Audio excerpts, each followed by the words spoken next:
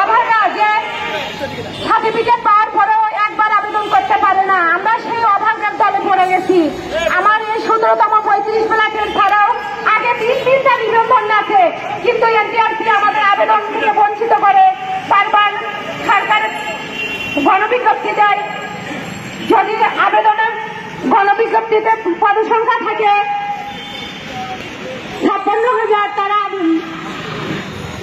96,000, মাত্র আবেদন করেছে 23,000। আমার মনে হয় 23,000-এর মধ্যে অনেক নিবন্ধনধারী আছে যারা 2-3টা পদে আবেদন করছে। এখন দেখেন 96,000-এর ভিতরে যদি একটা পদে একজনকে সুপারিশ করা হয়, 20,000 পদসংখ্যা পূরণ হবে না, তাহলে আমরা কি দোষ করলাম? সার্টিফিকেট কেন দিবে আমাদেরকে? এই সার্টিফিকেট আমাদের দরকার নাই। মাননীয় প্রধানমন্ত্রী এবং শিক্ষামন্ত্রীর কাছে এটাই আবেদন, আমরা কি অপরাধ করলাম যে আমরা একবারও আবেদনের সুযোগ পাবো না? এটা ইতিহাসের সবচেয়ে ঘৃণ্যতম অপরাধ। বাংলাদেশ একটা সবচেয়ে প্রধানমন্ত্রী মনে করতেছে মডেল স্মার্ট বাংলাদেশ তৈরি করবে, কিন্তু কিভাবে আমাদের ছাড়া স্মার্ট বাংলাদেশ তৈরি করে বলেন? আমরা 3টা ধাপে পাশ করার পরেও, আমরা সার্টিফিকেট অর্জন করার পরেও একবার আবেদনের সুযোগ পাচ্ছি না। এ কেমন বাংলাদেশ বলেন? আমরা কেমন নাগরিক? আমাদের ভোট কি বাংলাদেশের প্রধানমন্ত্রী পাইনি? আমরা কি ভোট দেয়নি? বগুড়া থেকে আসছে, আমরা 3বার মানববন্ধন করলাম, সেই মানববন্ধনে 3বার আমি হয়ে আসছি। এটা কেমন বলেন? কোন ইতিহাসে কোথায় লেখা আছে যে আমরা আবেদন করতে পারবো না? তাহলে আমাদের পাশ করালো কেন? আমাদের সার্টিফিকেটের তো প্রয়োজন নাই, আমাদেরকে কেন উত্তীর্ণ করলো? তাহলে আমাদেরকে রিটার্ন ভাইভাতে আমাদেরকে আউট করে দিল না কেন?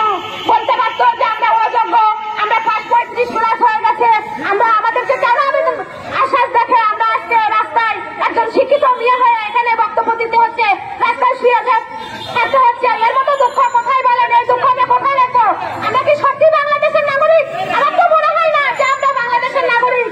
তাই যদি মনে করতো তাহলে একবার আমাদেরকে আবেদনের সুযোগ দিত।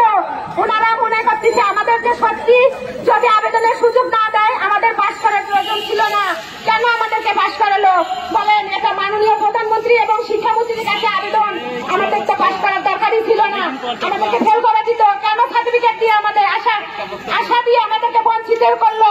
এটা আমার মনে হয় ইতিহাসের সবচেয়ে জঘন্যতম অপরাধ। যদি বলেন আমরা এত 739টা পরিবার আমাদের মুখের দিকে তাকে আছে, যে আমি একটা মেয়ে, আমার উপর নির্ভর করছে, হয়তো আমি একজন অবিবাহিত মেয়ে, আমার চাকরির উপর নির্ভর করছে অনেক কিছুই, কেন একজন আমি 4টা নিবন্ধন পাশ করে কেন চাকরি পাচ্ছি না? কেমন বাংলাদেশ এটা বলেন? তাহলে আমাদের তো রোহিঙ্গা হয়ে যাওয়া উচিত। বাংলাদেশের তাই না এই পরিচয় বাংলাদেশের নাগরিক দরকার নাই। কেন আমাদের এই রাজপথে নামতে হবে বলেন? এই দুঃখ আমরা কোথায় রাখবো? আমি একটা মেয়ে, আমি বুঝি মেয়েদের কষ্ট কোথায়। মেয়েদের কষ্ট অনেক, তারা পাশ করে যদি চাকরি না পায় তাহলে বাবা মার কাছে অপরাধী বলেন? আমরা কতদিন বাবা মার কাছ থেকে টাকা নিব বলেন? 35 আমরা কি অপরাধ? আমরা 30 বছর আবেদন করছিলাম, 4 বছর 5 বছর ধরে আমরা 35+ হয়েছি। আমাদের দোষে না, তাদের দোষে আমরা 35+ হয়েছি। এনটিআরসিকে এই দায় নিতে হবে।